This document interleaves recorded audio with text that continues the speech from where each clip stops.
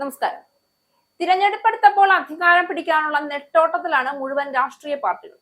കോൺഗ്രസിനെ സംബന്ധിച്ച് ഇത്രയും ഗുരുതര ആരോപണങ്ങൾ ഉന്നയിച്ചിട്ടും അധികാരം ഇപ്രാവശ്യം കൂടി ഇടതുപക്ഷത്തിന്റെ കയ്യിൽ നിന്ന് പിടിക്കാൻ കഴിയാതെ ഇടതുപക്ഷം തുടർഭരണം നടത്തുകയാണെങ്കിൽ ഇനി ഒരിക്കലും കേരളത്തിൽ അധികാരത്തിൽ വരാൻ കഴിയില്ല എന്ന തരത്തിലേക്ക് കോൺഗ്രസിന്റെ നിലവാരം താഴ്ത്തപ്പെടും.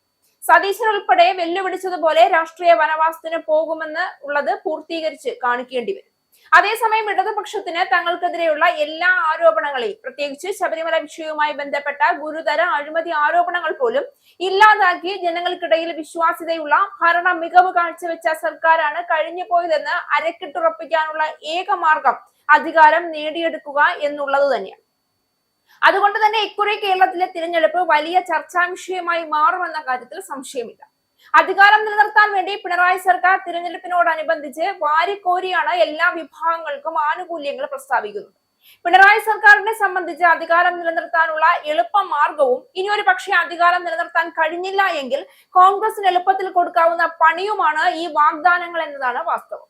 അതിന് പിന്നാലെയാണ് ഇപ്പോൾ സർക്കാർ ജീവനക്കാരെ മുൻനിർത്തിയുള്ള വോട്ട് ബാങ്ക് നിറക്കൽ തന്ത്രം പയറ്റാൻ പോകുന്നത്.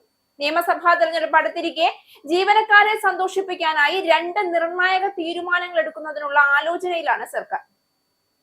പെൻഷൻ പ്രായം 56-ൽ നിന്ന് 60 ആക്കുക, ആഴ്ചയിലെ പ്രവൃത്തി ദിനങ്ങൾ 6-ൽ നിന്ന് 5 കുറയ്ക്കുക എന്നീ തീരുമാനങ്ങളാണ് സർക്കാരിന്റെ പരിഗണനയിലുള്ളത്.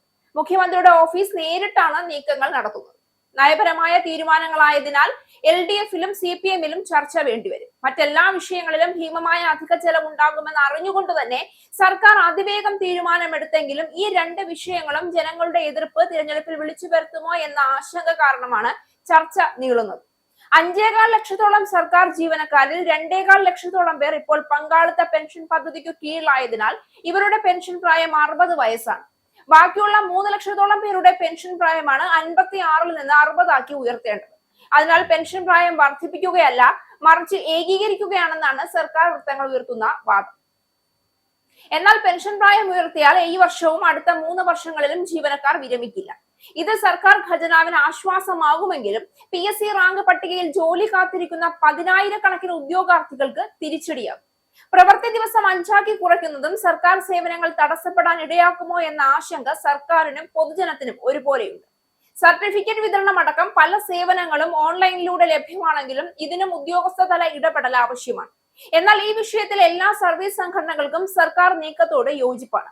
കേരളത്തിൽ പിണറായി നേതൃത്വം നൽകുന്ന സർക്കാരിന്റെ അടുത്ത നിയമസഭാ തിരഞ്ഞെടുപ്പിനെ കുറിച്ച് രാഷ്ട്രീയ വേദികളിലും മാധ്യമങ്ങളിലുമുള്ള ചർച്ചകൾ ചൂടുപിടിച്ചിട്ടുണ്ട്. കഴിഞ്ഞ കാലത്ത് കൈക്കൊണ്ട നയങ്ങളിൽ വ്യാപക പ്രശംസ നേടിയ ഈ സർക്കാർ ഇത്തവണ തിരഞ്ഞെടുപ്പ് തന്ത്രത്തിൽ പലതരത്തിലുള്ള ദുർബലതകൾ നേരിടുന്നു എന്നാണ് വിദഗ്ധർ പോലും വിലയിരുത്തുന്നത്.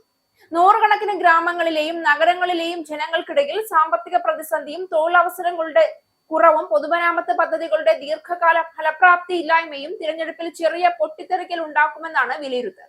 COVID-19 കാലത്ത് സർക്കാർ നടത്തിയ ഭരണനയം തികച്ചും സജീവമായിരുന്നെങ്കിലും നിലവിലെ സാമ്പത്തികവും സാമൂഹികവുമായ പ്രശ്നാവസ്ഥകൾ തിരഞ്ഞെടുപ്പ് മെയിൽ സ്റ്റോൺ മറികടക്കാൻ ആസൂത്രണാത്മകമായി സഹായിക്കുന്നില്ല എന്നാണ് അനലിസ്റ്റുകൾ കാണിക്കുന്നത്. ഇതോടൊപ്പം പ്രതിപക്ഷ പാർട്ടികൾ വലിയൊരു കൂട്ടായ്മയുമായും രംഗത്തെത്തിയിട്ടുണ്ട്.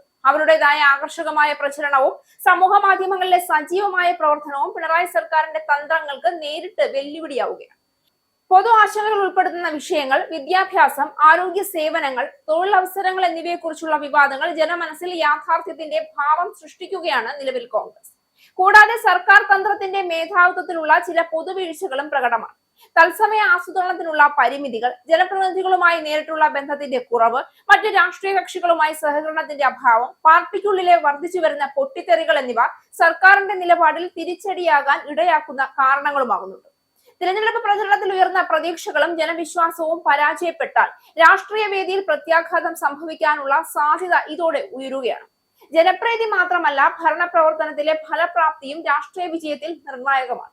പിണറായി സർക്കാരിന്റെ നിലവിലെ തന്ത്രങ്ങൾ ഈ ഘട്ടത്തിൽ അപര്യാപ്തമാണെന്ന വിലയിരുത്തൽ ശക്തമായും ഉയരുന്നു. അതിനാൽ രാഷ്ട്രീയ നിരീക്ഷകരും പൊതുസമൂഹവും അടുത്ത തിരഞ്ഞെടുപ്പിൽ പ്രതീക്ഷിക്കുന്ന ഒരു വലിയ മാറ്റത്തെപ്പറ്റി കരുതിയിരിക്കുന്നു എന്നതാണ് യാഥാർത്ഥ്യം.